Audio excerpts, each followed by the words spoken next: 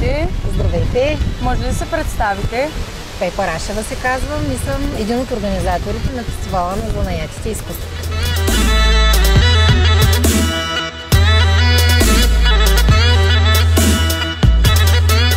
Сложна задача ли е да си организатор на такова подобно събитие?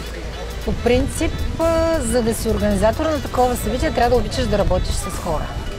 А ако обичаш да работиш с хора, тогава работата се улеснява, но определено е от сложните задачи, тъй като трябва да комбинираш много умения и крайният продукт да бъде интересен за всички. Вие с този фестивал какво се опитахте да покажете на Добрич? Фестивала като цяло се роди от идеята ни да работим с онази част от нашето общество, които развиват занаяти и изкуства, защото смятаме, че трябва да има събития, с които да им се помага да развиват този поминък, тъй като занаятите са част от нашата традиция.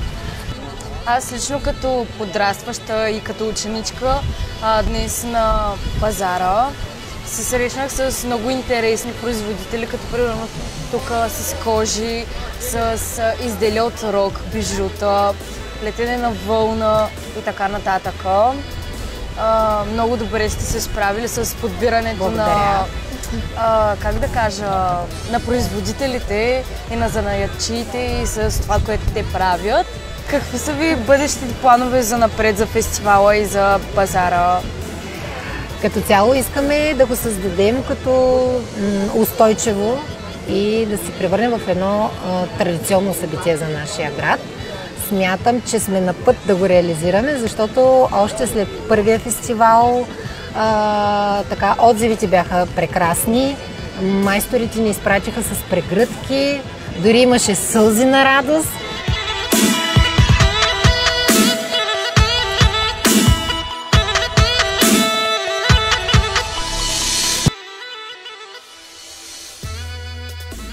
Здравейте, може ли да се представите?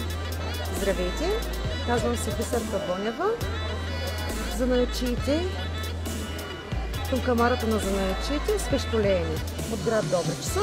А горе-долу колко ви отнема да направите една такава красота? Зависи от модела, значи като грамаж. Примерно... Понеже работя вече малко по-бързо, може да се приеме, че мога да направя от този модел, например, до 20-24 за 8 часа. А как си решихте точно с това да се занимавате?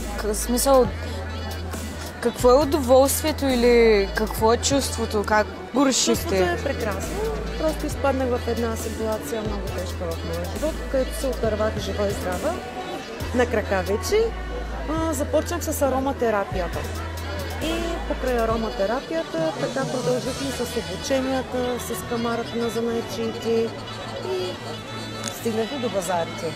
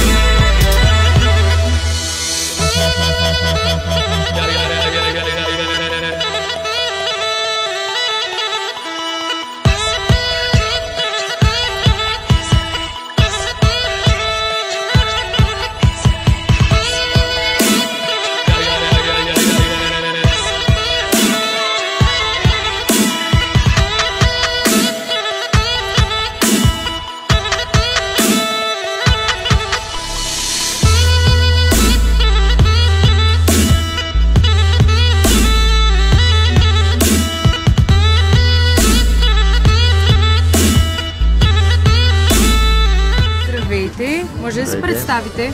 Казвам се Алекс Николов. Майстор съм по художествена изработка на накити, вече повече от 30 години. Може да ни отгаднете някои от вашите техники за изработката, примерно на обеци, медальони?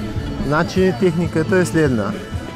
Взима се рога от кламница, където те са нали, вече ненужни и съответно ние ги обработваме. Как става това нещо? Изваряваме ги, изваждаме черепната част, нали, след това се дезинфекцират, сушат се, подбират се по шарки, нали, в зависимост от какъв продукт ще се направи. Дали ще се направи, примерно, някакъв медальон, да речем, нали, от това место, дали ще направят, примерно, някакви обички от другото място, нали, от тук. И съответно реже се върха, подрязва се от тази част, разцепва се на банцик, нали, съответно, нагрява се в пещ при 300 градуса и след това на преса се пресоват и се правят плоски части, където се изрязват различни фигурки. А вие как преоткрихте вашия интерес да произвеждате бижута? Ами, то беше доста отдавна. При една разходка в гората намерих 2 рога и реших да пробвам да направя нещо от тях. Като първите, нали, опити бяха една обикновена ножовка, един такъв шлайф и полир мотор, едно шмиргелче.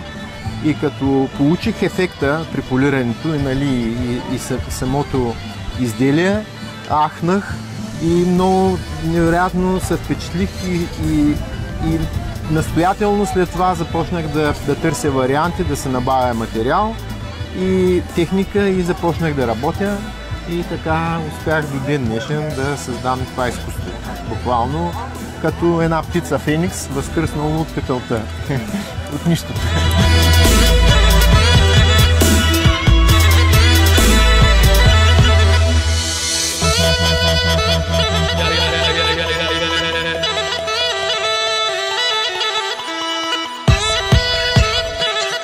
Казвам се Атанас Георгиев, от Вълчи дол съм.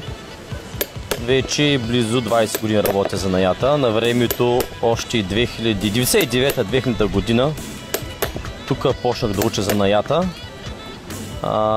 И това е общо взето. А вие главно какво произвеждате? Аз произвеждам почти всичко от кожа, като почнем от колани за панталони за дънки, до цървули, калпаци, чехли, сандали, портфели и така нататък. Откъде започна, откъде тръгна вашия интерес към занаята? Ами като бях ученик 97-8-9 година, тук в Добрич, случайно минавам с мои съученици покрай дюкяна на този майстор. И наистина направим голямо впечатление вътре, още като минавах и погледнах какво има вътре в дюкяна. Имаше доста кожени изделия и те шарените цветове, които бяха вътре и приятния мирис на кожа. И нещо ме е грабнало и така.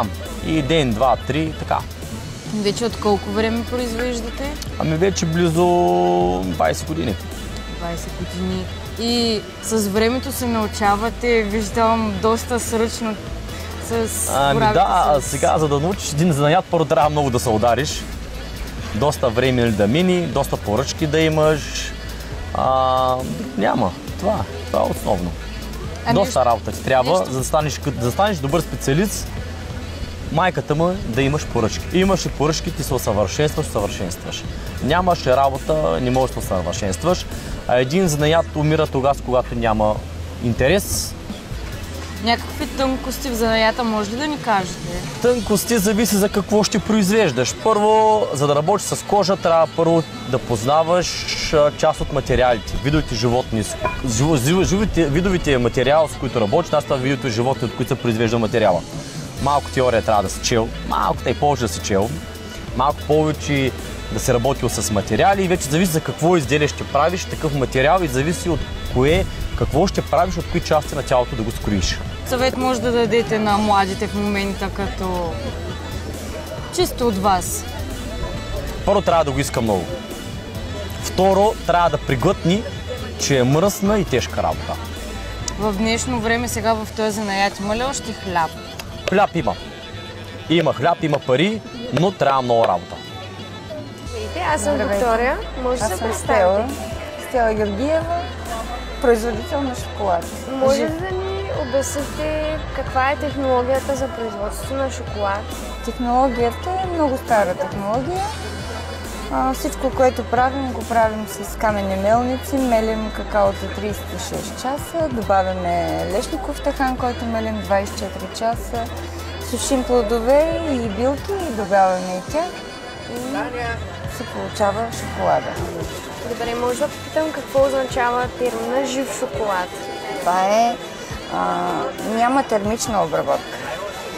Всичко, което правим, го правим до 45 градуса и не нагряваме, не сушим, не печем и затова ви обясних, че мелим на каменни мелници 24 часа лешника и какаото 36 часа. Значи е много по-полезен. Всичко полезно е в него.